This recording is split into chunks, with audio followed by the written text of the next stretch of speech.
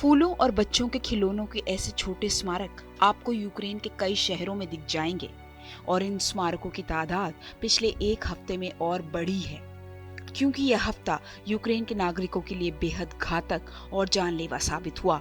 पहले निप्रो के रिहायशी इलाके पर मिसाइल हमला, फिर कीव में घातक हेलीकॉप्टर हादसा और बखमुत में लगातार हो रहे रूसी अटैक यूक्रेन में रहने वालों के लिए कोई जगह जिंदा रहने की गारंटी नहीं दे रही है। लोग अपने आप को हर जगह असुरक्षित महसूस कर रहे हैं।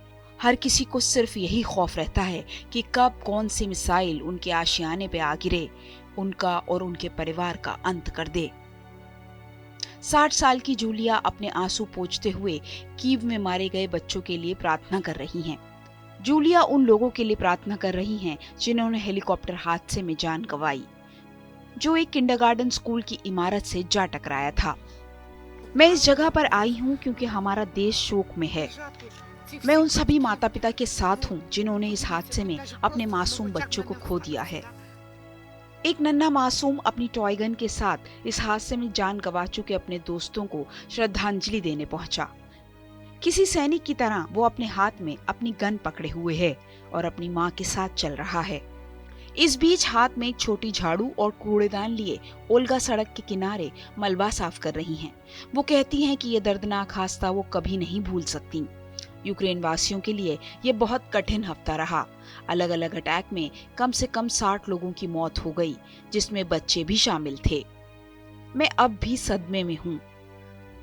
फरवरी के बाद से मिसाइल हमलों में यूक्रेन वासियों की जानें चली गईं और युद्ध के मैदान से ज्यादा मौतें स्कूल, थिएटरों, अस्पतालों और रिहायशी इमारतों में हुई।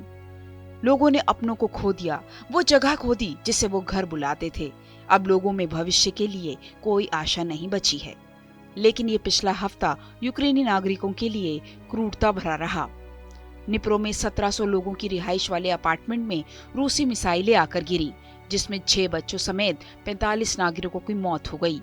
ये यूक्रेनी नागरिकों पर सबसे घातक हमला था। इसके 2 दिन बाद कीव में हेलीकॉप्टर दुर्घटनाग्रस्त हो गया, जिसमें गृह मंत्री समेत 14 लोगों की मौत हो गई। इस हादसे में प्लेग्राउंड में खेल रहे बच्चे की भी मौत हो गई। 25 लोग घायल हुए, जिसमें से 11 बच्चे थे। अब मेरा मकसद सिर्फ जीना है, खुद को इन हमलों से बचाना है। मुझे लगता है कि मेरा दूसरा जन्म हुआ है।